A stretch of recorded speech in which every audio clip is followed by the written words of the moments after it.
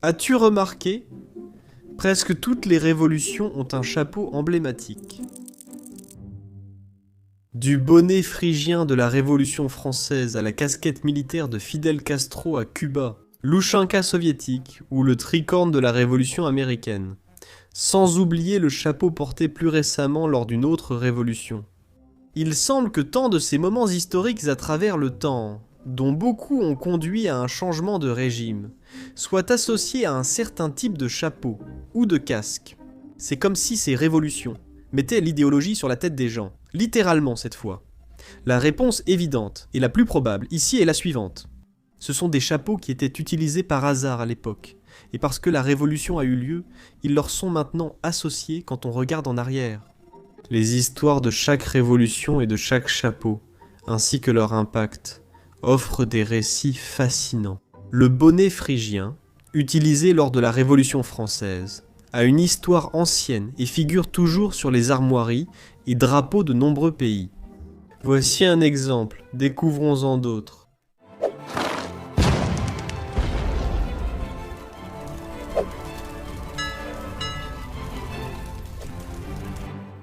Je veux passer en revue 6 ou 7 révolutions, à travers le temps, comprendre un peu leur contexte, puis voir comment le chapeau y intervient, quel a été son rôle dans la Révolution et son impact par la suite. Commençons par la Révolution française, qui, outre le bonnet phrygien, est aussi lié au bicorne de Napoléon, que vous avez sûrement remarqué dans l'icône de cette chaîne. La Révolution française s'est déroulée en France de 1789 à 1799. D'un côté, révolutionnaires, ouvriers, paysans, avocats libéraux, une partie de la classe moyenne. De l'autre, monarchie, noblesse et église. La Révolution, née de revendications de représentation et de nourriture, a vite mené à la chute de la monarchie. Beaucoup de guillotines et une transition d'abord vers une république, puis avec l'ascension de Napoléon vers un empire, ainsi que la diffusion des idéaux et réformes républicains et juridiques, en France, en Europe, puis dans le monde entier. Au début de la Révolution, le bonnet phrygien est devenu un marqueur visuel de l'identité révolutionnaire. Il était soutenu par les radicaux, surtout les sans-culottes, qui ne portaient pas ces pantalons réservés aux élites riches, et il se montrait lors des manifestations, festivals et dans l'art politique. Le bonnet montrait la loyauté à la Révolution et le refus de la mode aristocratique. Mais le bonnet phrygien n'est pas originaire de France. Il vient de bien plus tôt dans l'histoire. Dans la Rome antique, un bonnet similaire était offert aux esclaves libérés, son nom venant de la région de Phrygie en Anatolie centrale, en Turquie, car la population locale en portait souvent. Les Lumières l'ont remis au goût du jour comme symbole de liberté, et les révolutionnaires français l'ont adopté pour cette raison. Durant la Révolution, il devint quasi obligatoire chez les radicaux, et la liberté était souvent représentée ainsi. Après la Révolution, le bonnet est resté un symbole. Il figure toujours sur Marianne, symbole national français, ainsi que sur de nombreux blasons et drapeaux mondiaux, comme ceux du Nicaragua, d'Haïti ou du Salvador. Il continue d'être un symbole de liberté, de révolution et de républicanisme. À l'époque napoléonienne, le bicorne a remplacé le bonnet phrygien comme couvre-chef principal. Napoléon portait le bicorne non comme symbole de liberté mais d'autorité militaire.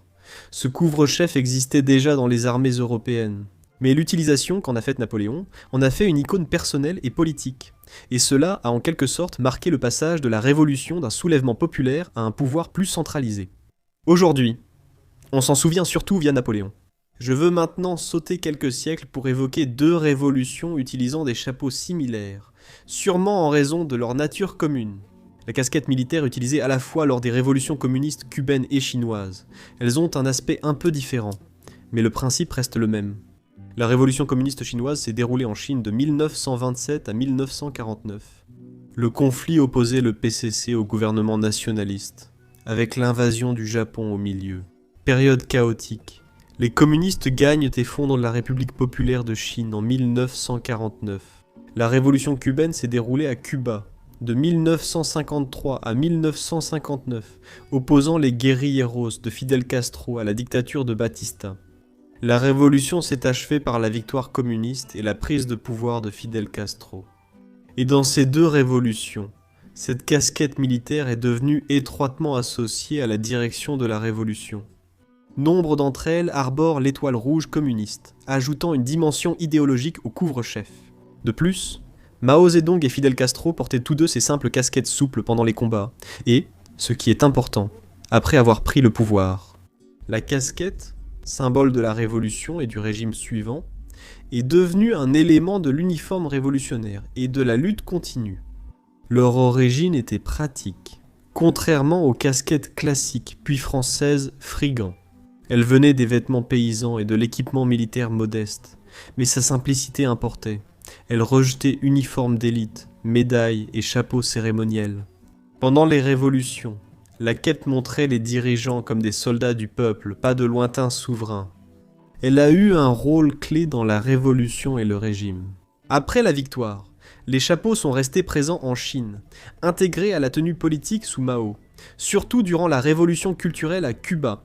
Castro l'a porté des décennies, visible sur toutes les affiches aujourd'hui.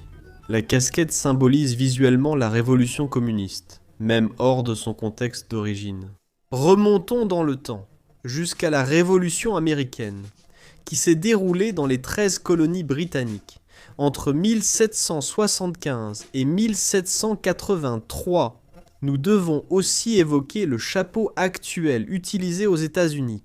Les révolutionnaires étaient des milices coloniales, et des chefs politiques voulant l'indépendance de la couronne britannique. Le tricorne est devenu associé à eux, et à la Révolution en général, principalement parce qu'il était porté par les soldats et les dirigeants de l'armée continentale. Il est apparu dans des peintures, des pamphlets, et plus tard dans des tableaux et des images patriotiques. Comme le bicorne et les casquettes cubaines ou chinoises, le tricorne n'était pas une invention révolutionnaire, mais un couvre-chef européen courant au XVIIIe siècle, porté par les deux camps lors des conflits. Mais pendant la Révolution, il a involontairement acquis une nouvelle signification. Les colons ont conservé le chapeau mais rejeté l'autorité britannique, faisant de cet objet un symbole indirect de leur indépendance. Après la Révolution, le tricorne tomba vite en désuétude. Son impact resta surtout symbolique pour les Américains. Aujourd'hui, il reste surtout une icône de la Révolution américaine, bien qu'il apparaisse aussi dans l'histoire d'autres pays. Un chapeau qui, cependant, est entièrement exclusif aux États-Unis, et qui est un produit direct à la fois de la Révolution et du régime, c'est celui-ci. La casquette rouge Make America Great Again. Le mouvement MAGA est né pendant la campagne présidentielle 2015-2016 de Donald Trump, a refait surface en 2020 et 2024 et perdure aujourd'hui, s'étant mué en régime. Il n'a pas servi lors d'une révolution classique, mais a été employé dans des tentatives similaires. Mais il agit ainsi, culturellement, via un mouvement politique de masse. Et maintenant que ce mouvement a abouti à ce qui semble être de plus en plus un véritable changement de régime, le chapeau continue d'exister comme symbole à la fois du mouvement et du régime lui-même. C'est un marqueur politique plus qu'un simple objet de campagne. En parlant du nouveau régime américain, on peut aller jusqu'en Russie, même à l'époque soviétique. Pour donner un exemple d'un chapeau très emblématique, en fait, il y en avait deux. D'abord, la Boudionovka, puis l'Ushanka, cette dernière étant celle que nous associons le plus à la Russie soviétique, je dirais. La révolution russe débute en 1917 en Russie, suivie d'une guerre civile jusqu'au début des années 1920. Les bolcheviks ont combattu pour renverser le tsarisme et bâtir un État socialiste. Lorsque les combats ont pris fin, l'Empire russe avait disparu et l'Union soviétique avait pris sa place. Durant la Révolution et le régime, deux chapeaux distincts sont devenus emblématiques dans les premières années. La coiffe la plus caractéristique était la Boudionovka, un chapeau souple en feutre à sommet pointu et protège-oreilles, souvent orné d'une étoile rouge cousue devant. Devenue symbole de l'armée rouge, elle n'était pourtant pas révolutionnaire à l'origine. En réalité, le chapeau avait été conçu avant la Révolution pour l'armée tsariste, dans le cadre d'un nouvel uniforme proposé, qui s'inspirait des casques médiévaux russes. Jamais autant de nombres n'avaient été distribués avant la chute de la monarchie. Les bolcheviks les ont alors repris, et durant la guerre civile, ils ont pris un nouveau sens. Sa forme liait la révolution au folklore russe et à l'imagerie des anciens guerriers. l'étoile rouge marquant leur allégeance au nouveau régime. La Budyonnovka est devenue l'emblème du moment révolutionnaire sur les affiches et illustrations. Le chapeau avait de nombreuses limites. Peu chaud, difficile à produire en masse et inadapté à la guerre hivernale, à mesure que l'État soviétique se stabilisait et adoptait une gouvernance durable. Le chapeau a disparu de l'usage, remplacé par l'outchanka, issu des vêtements paysans russes, plus pratique que la Budyonnovka. Le nom vient du mot russe « ushi », qui signifie « oreille », en référence à ces caches-oreilles doublées de fourrure. Avant la Révolution, des chapeaux similaires étaient déjà portés dans les campagnes pour affronter les hivers rudes. Dans les années 1930 et pendant la Seconde Guerre mondiale, le régime et l'armée soviétique l'ont largement adopté. Pratique, chaud et facile à standardiser, il était porté par des millions de soldats et des dirigeants politiques. L'outchanka a remplacé la Bouiranovka comme symbole visuel dominant du pouvoir soviétique.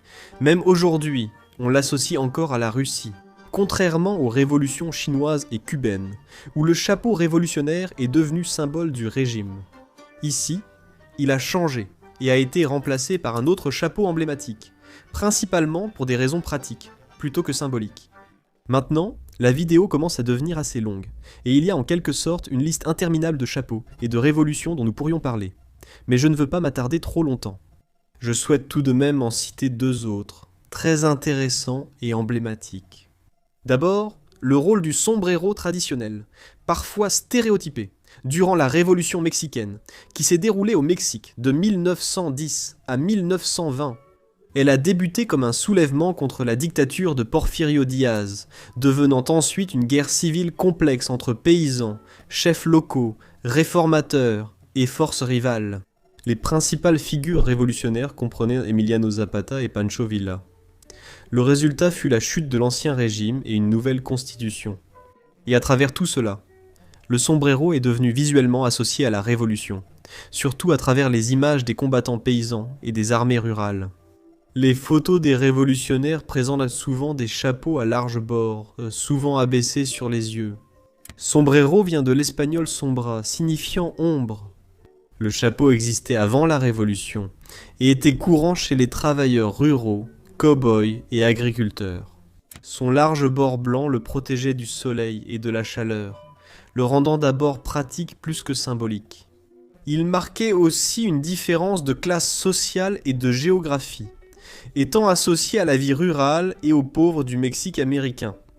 Contrairement aux chapeaux européens portés par les élites, ou durant la Révolution, cette association est devenue politique. Porter un sombrero montrait que la Révolution venait de la campagne et des ruraux.